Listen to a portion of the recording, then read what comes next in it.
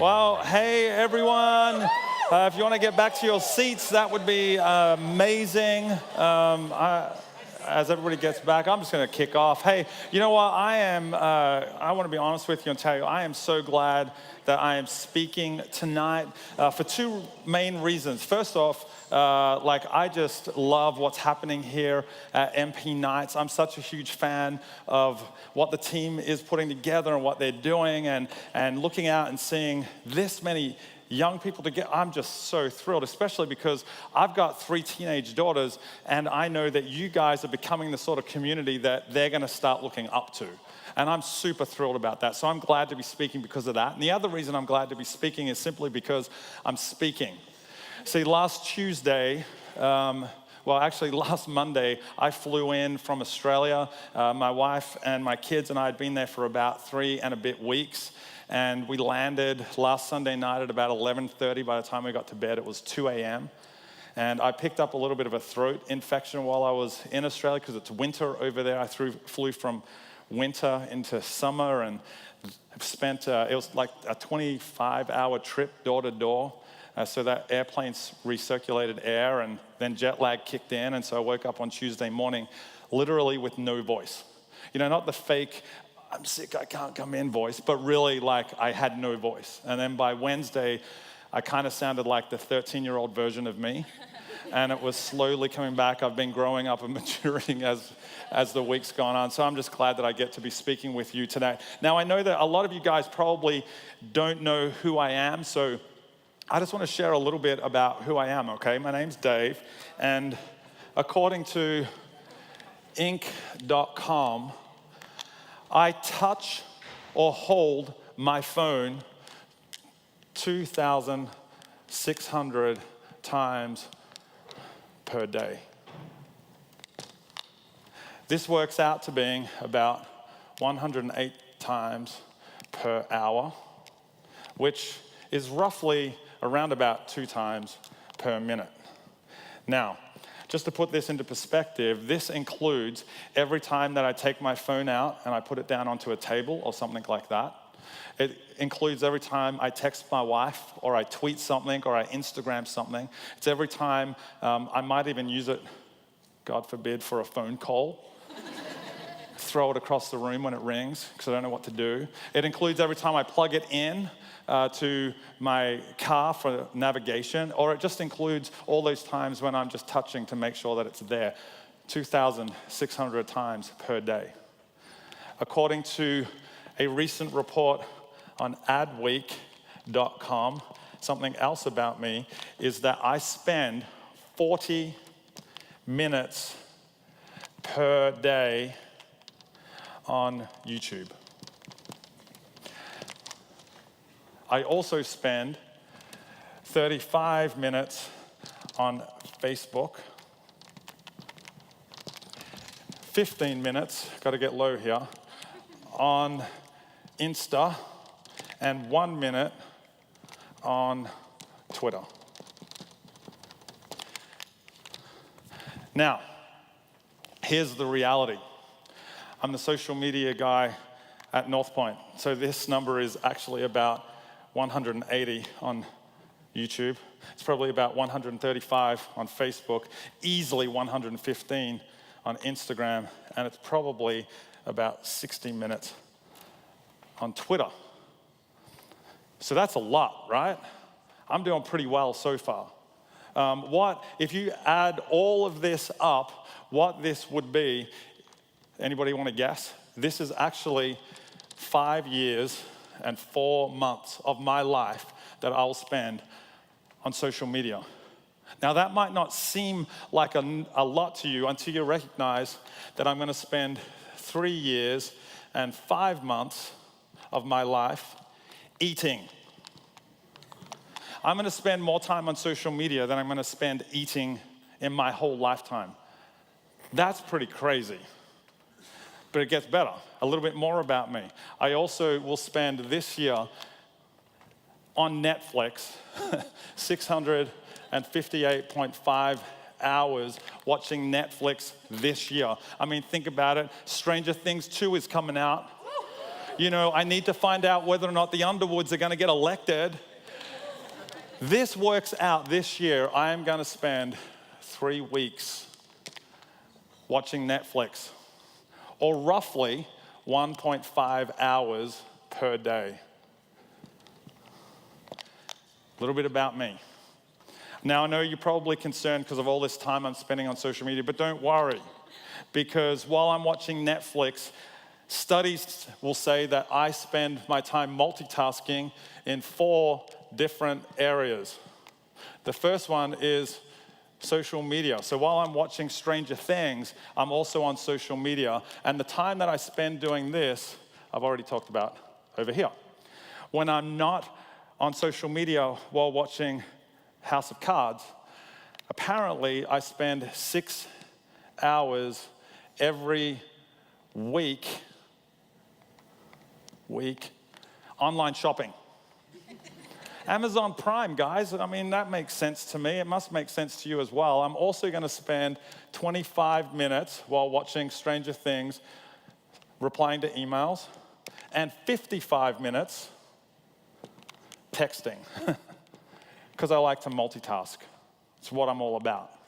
Now, all of this means that every single day I am on my phone for 4 hours and 5 minutes. That seems like a lot, right? It seems like a long time to be spending on it, but it's easy to do when you consider that like 65% of all of you, hang on. Yeah, that's really good. Like 65% of you, I spend time on my phone while talking to other people. And then, like 47% of you, I'm on my phone when I'm on the toilet. Now, all of this is super, super important to me for one reason. See, I have 6,000 Twitter followers, 3,000 Facebook followers, and 29,000 Instagram followers, and they all need my attention as well. So that's the only reason why I do all of this. So this is me.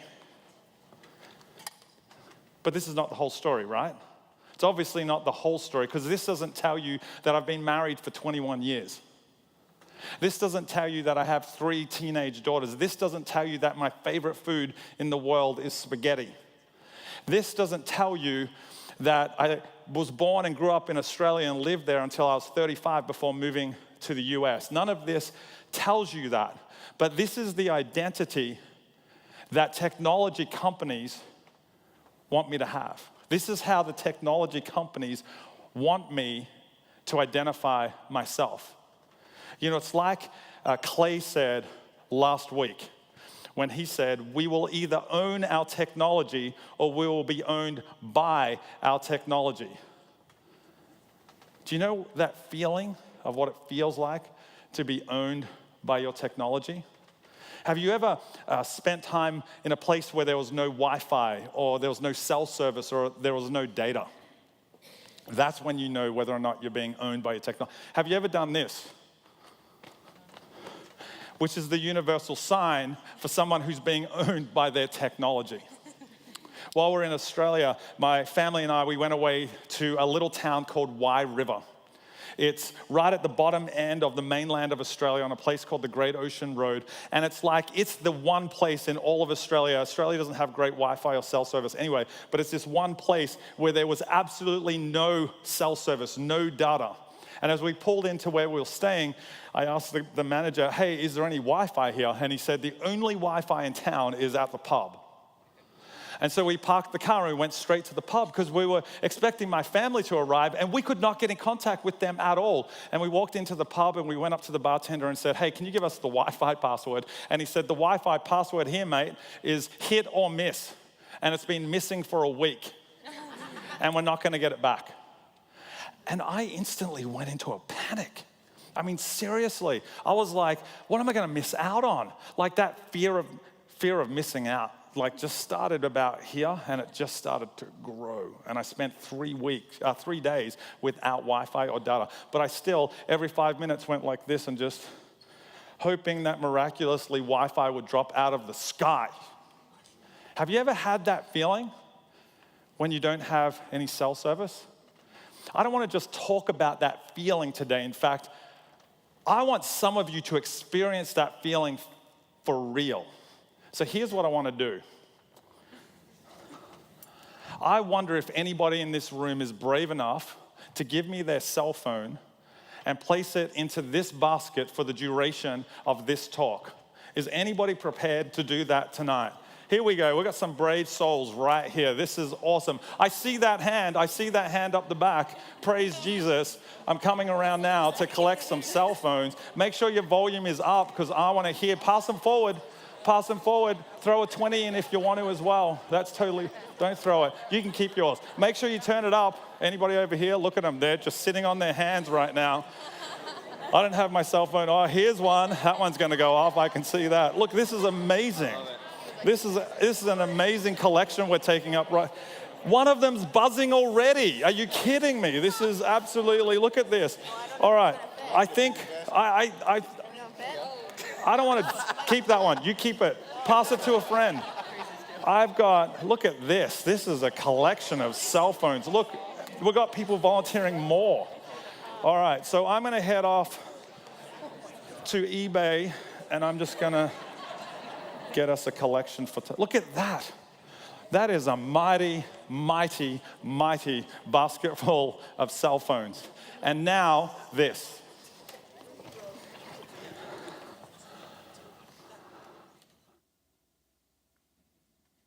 When you put the phone down, you don't shut off your brain. You just put the phone down. Can I be honest with you right now? I haven't paid attention to what you're saying because I just realized my phone is right down by my right foot. And I haven't checked it in like 10 minutes. And it makes you anxious. I'm a little anxious. Yes. I've certainly had plenty of times where I've thought my phone is ringing or I've thought my phone is in my pocket. And then when I realize it's not there, you know, there's that feeling of, oh, where's my phone? I got to get my phone. Continuous partial attention means you're not paying enough attention to anything to do anything in depth whatsoever. You're a very good lecturer, but I got to say, it seems like everybody in your class was on their mobile device while you're lecturing. I tell them from day one that they can use their devices except for phone calls, but I tell them why it affects their sleep. I tell them how it affects their learning. I tell them how it affects their brain and their future brain, and none of this deters them from doing it. If you carry it, for example, in your pants pocket, you will feel those phantom vibrations, little tingling down there, which has nothing to do with your phone. It's just neurons tingling. The interesting phenomenon. People actually feel phantom vibrations? Absolutely. 75% of them feel it reasonably often. Even if your phone isn't vibrating, you believe it is? Even if your phone's not in your pocket, you still believe it's your phone. So that's how powerful this device has become in our lives. And we assume that people are making all of these free choices. Tristan Harris, who plays a big part in this piece, you know, talks about how first thing we do when we wake up in the morning, reach for our phones. At least I do. Reach for my phone. My phone is my alarm clock, but also I immediately look at what's on the screen. So you're giving a lot of power to it. There's tremendous power in that. The first several minutes of your day are defined by what pops up on the screen. People wake up with these things, they go to bed with these things, they check it 150 times a day. And 150 times? 150 times a day. So given the choice between just sitting with myself and feeling uncomfortable for a moment, I'll just quickly pick this because this helps me run away from myself. Is this our job to fix this? Or is Silicon Valley going to help us with this thing they've unleashed? Well, look, that's a great question. And that's something, you know, our interview subject, Tristan Harris, he wants Silicon Valley to not spend so much time focused on user engagement and maximizing the length of time somebody is on their phone. He wants companies to make it kind of a time well spent economy. We don't want companies to have an incentive to get to steal as much of my time as possible. We want companies to have their goals be the same as our goals. Either we pay them or we subscribe to their services. And there's many ways that we could do that. I think a lot of this, it boils down to how individuals and also parents and kids educate themselves about the power of these devices. Yeah. You know, I think there is a tendency to think about your phone as being just this neutral object. But when you start to view it as actually, I mean, this is an advertising tool. I mean, this is a a delivery system for ads directly to us. It doesn't feel like that because it's so personalized and it's so, this is my phone and these are my apps. And but as Ramsey Brown points out, we're not paying for Facebook. Advertisers pay for Facebook. You get to use it for free because your eyeballs are what's being sold there. So That's an interesting way to look at it, that you're not the customer for Facebook. You're not the customer. You don't send a check to Facebook, but Coca-Cola does. So you're being sold through that system to these advertisers. And Facebook wants to make the experience pleasurable to you, so they will keep you happy and in the loop longer and watching more videos of cats and pandas because they know it's going to move more sneakers. So if you look at your phone as a beloved object, you might be getting fooled. Your phone may not love you as much as you love your phone. And your phone has another agenda. And I think that's important to keep in mind. I'll go on Instagram and you just find yourself scrolling through these pictures sometimes of people you don't even know, and suddenly you wake up 30 minutes later and you're like, what have I been doing? I feel good about it because it has got a little brain response. It's a little hit of dopamine. But really, is that really going to make your life better? It actually isn't. And in fact, it's going to leave you kind of feeling wanting more. And that's not a good thing. Don't you wish that you were free from all of this? I'm sure that many of us here tonight have tried what Anderson Cooper was talking about there. We've tried things like monitoring how long we spend on our phone, monitoring our usage. We've probably tried deleting apps. Maybe you've even fasted from social media or technology during Lent or something along those lines. But we still eventually go back to this same habit. We go back to this defining ourselves by these sort of numbers and these sort of ideas. And that happens because all too often we define ourselves in some way by this. And when you're focused on this, when this becomes who your identity is, it stops us from doing what we want to do and from being who we were created to be. See, one of the things I believe is that we aren't who social media says we are. In fact, we are who God says we are. We are who God says we are. And I believe in a God who is in the business of setting us free from this sort of thing. He's in the business of helping us realize our true identity. He's in the business of setting captives free. And there's a story in the Bible that I want to share with you tonight that gives a really good example of that.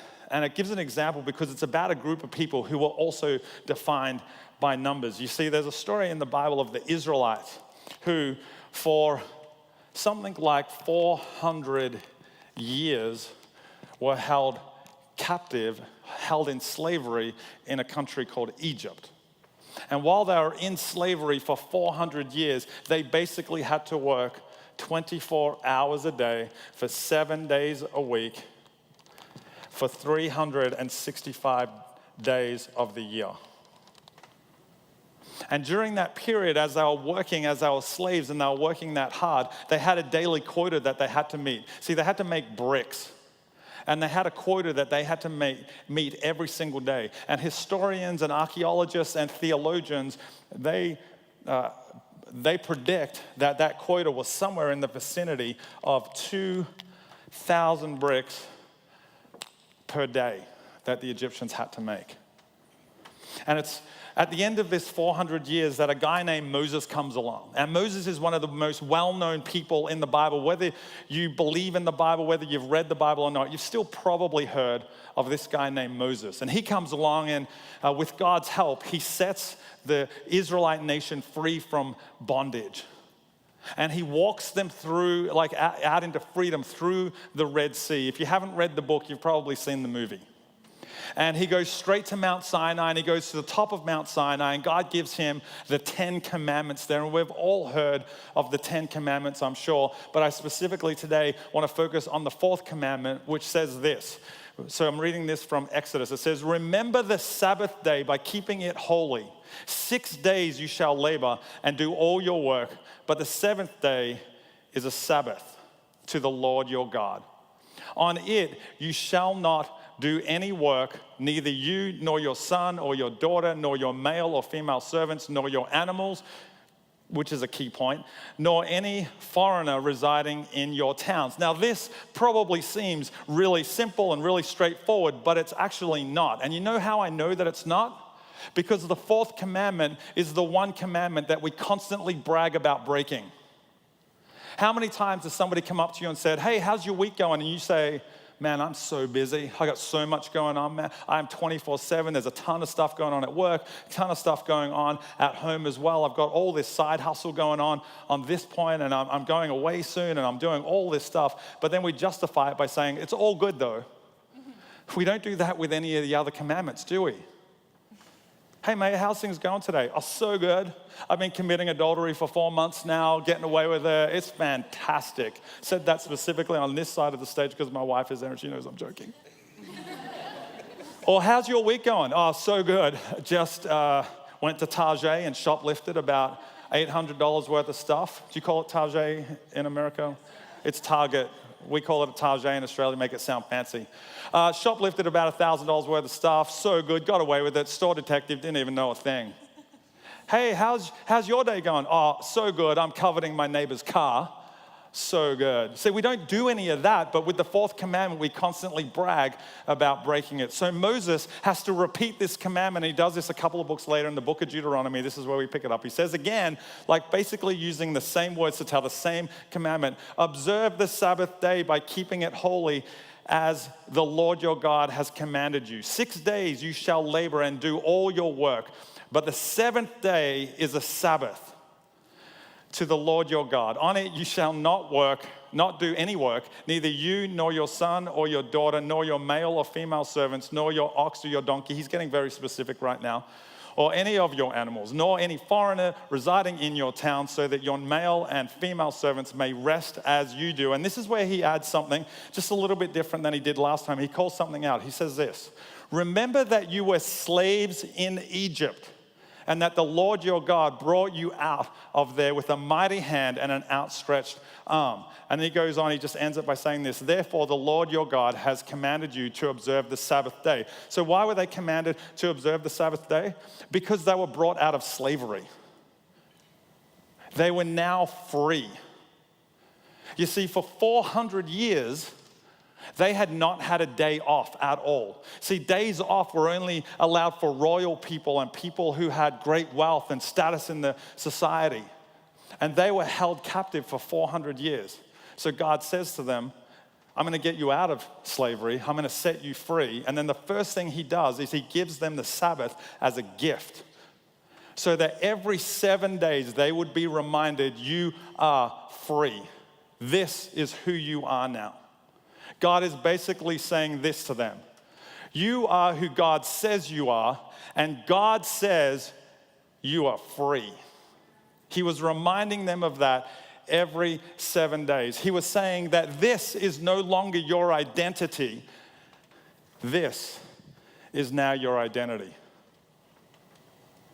See, the Sabbath wasn't about a religious rule. It was about identity. It was about them understanding who they were and the fact that they were free people. Now, I just want to speak to all the Christians in the room right now. If you're not somebody who follows Jesus, you can just check out for a minute. Maybe if you've still got your phone, you can get on Instagram or something. But to all the Christians in the room, I want to remind you of this. Jesus talked about the Sabbath a lot. In fact, he called himself the Lord of the Sabbath. And if you read the Gospels, what you find is after every period of intense ministry, Jesus would stop and take a rest. He would go up onto a mountain and he would pray. All of his followers would come along and say, come on, Jesus, we've got to keep the momentum going. Let's keep going. Let's keep going. And Jesus would go, no, you know what? I need to go and spend some time with my Father. And I need to rest and I need to pray. So if you're a Christian in the room today, I want to remind you of this. If you're going to follow in the steps of Jesus, you have to follow in the stops of Jesus too. Jesus stopped after an intense period because he wanted to remind his followers that they were free. Now, this idea of freedom is something that all of us in the room, regardless of what we believe, regardless of what we think about Jesus, regardless of what we think about the Bible, it's something that we can all grasp. But we have to understand that in order to be free, we have to understand that we're being held captive. And this is an interesting thing that a really famous writer, you've probably heard of him, his name is William Shakespeare, he said this: "There is no prison as secure as the one you don't know you're in." You see, the first steps to being free are realizing that you're being held captive. And now, this.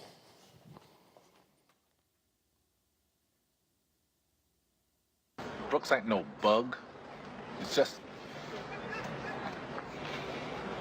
institutionalized. Institutionalized my ass. The man's been in here 50 years, Hayward. 50 years. This is all he knows. In here, he's an important man. He's an educated man. Outside, he's nothing. Just a used-up con with arthritis in both hands. Probably couldn't get a library card if he tried. You know what I'm trying to say? Red, I do believe you're talking out of your ass. You believe whatever you want, Floyd. But I'm telling you, these walls are funny. First you hate them, then you get used to them. Enough time passes, you get so you depend on them. That's institutionalized. You can never get like that. Oh, yeah? Say that when you've been here as long as Brooks has. Damn right. They send you here for life. That's exactly what they take. Part that counts, anyway. Have you ever noticed that when you get a brand new phone and you turn it on and nothing's in the place that you wanted it to be, and they've upgraded everything, and so it's super, super frustrating, right? As you try to set the phone up in exactly the same way that you had it in, and all the apps are in exactly the right place, and it's really frustrating and it's really annoying, but then after a while you start to figure it all out, and then a little bit later on after that, you start to rely on your phone to stay in touch with people, and then you start to rely on it for information, and then you start to rely on it for all sorts of connections that you have and relationships you have. That's institutionalized. See, I think we're more owned and we're more slaves to our technology than we're maybe willing to give ourselves credit for. I think we're actually way more owned than we think. And a part of the reason why I don't think we realize it is because potentially we have technological Stockholm syndrome. Stockholm syndrome is a thing where people who have been held hostage start to make excuses after a certain period of time. Once they develop Stockholm syndrome, they start to make excuses for the people who have been holding them captive. They start to sympathize with them and literally start to make excuses of why they did what they did in holding them captive. And I wonder if we have technological Stockholm syndrome, because how often do we make excuses for why we're always on our phone when somebody says, "You're always on your phone," and we make excuses for it. We make excuses for why we're held captive by devices like this. And usually the excuses start with the words, "I just need to. I just need to check my messages. I just need to reply to an email. I just need to check my missed calls. I just need to post this photo of my lunch on Instagram. I just need to reply to that DM on Facebook. I just need to multitask for the moment." We make excuses for it. So maybe you don't realize that you're being held captive by your technology. But you know what? According to Salesforce.com, 92% of people can't ignore a notification on their phone. So all of you people who have your phones in here that have been buzzing and lighting up, I don't know if you've noticed, this thing has been buzzing. It's like a beehive all night. I wonder how you're feeling right now. Are you worried about what you're missing out on? Are you worried about what might be appearing on your phone? See, what would happen if we stopped making excuses and started making a plan? A plan for a way to be free. A plan to have a Sabbath from our technology. And to help with that, I really just want to share with you in the last couple of minutes just something my family and I have been trying to do over the last couple of months. We try to have a 24-hour break from technology every Friday night. I say try because sometimes we don't succeed, but it's something that we are trying to do. And so what we do is the whole family gets together, my wife, my 3 daughters, we all get together. My phone's buzzing right now. We all get together in the kitchen and we put all of our phones into a basket. And then we put the basket out of reach. Then we light a candle. Now, the candle is not anything specifically religious. It's just a reminder, because every time I'm walking around for the next 24 hours doing this, I see the candle burn and go, that's right, it's Sabbath time. And then we all stand around together, and my wife or I will pray for all of our girls. And then we cook a meal together, Friday nights, and we eat a family dinner, and then we have a movie night. Then we get up Saturday morning, and we cook a big breakfast, and we eat a big breakfast together, and then we kind of just chill out for the rest of the day. And then around 6 o'clock on Saturday night, we all get our phones back. Now, I want to be honest with you and tell you that the girls absolutely hated this when we first did it. I hated it even more. But we've started to, I think, look forward to it. I think we're starting to enjoy it now. Because it's a time when we can remind ourselves of the things that are really important and the people who are really important to us. You see, what we started to realize is our identity doesn't come from social media, from technology, or how many bricks we're making, or how many followers we have. It comes from spending time with the people who love us the most. Having a Sabbath from technology does something to us, because free time reminds us that we're free. Free time reminds us that we're free. So here's what I want to do today in closing. I want to challenge you with something. Would you be willing to take a 24-hour Sabbath from technology this week? Would you be willing to do that? Now, you're going to have to plan for it, because a Sabbath is not a day to do nothing, it's a day to do something. It's a day when you spend time with family and friends. It's a day when you turn off your phone. But maybe if you can't even get to that point, maybe just turn off your phone and keep it at arm's length for a while. Maybe you need to have a time limit on that, and that's fine. But start this idea of having a Sabbath, and don't expect miracles. You're not going to like it at first. It's going to suck. You're going to hate it. You're going to have FOMO. We understand that. But this is a long-term goal here. Because a Sabbath is a day when you remember that productivity, multitasking, getting more likes, more followers on social media, binge watching the next season of House of Cards, they're not God's highest goals for our lives. Joy is. Joy is God's highest goal for our life. So I want to challenge you. Would you be willing to take a 24-hour break from technology this week? And I also want to challenge you with this. Would you be willing to take a short period of time away from your device tonight? We've set up a device-free environment just over to the side here, where you're going to have an opportunity to sit around in circles, put your phone in the middle, and just connect with people in 3D world instead of connecting with them in 2D world. Let's pray. God, we want to thank you that the Sabbath is not just a religious rule that you put into place, but God, it is a reminder that we are free.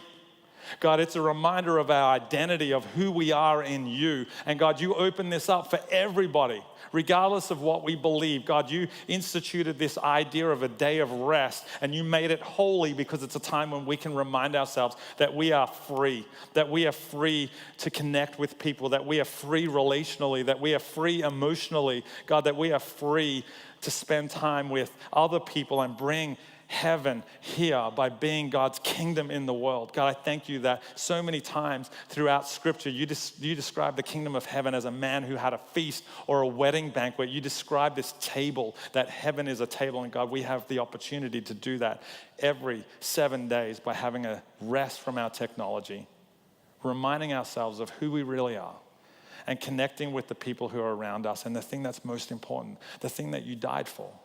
You died for people. God, would you remind us of that this week?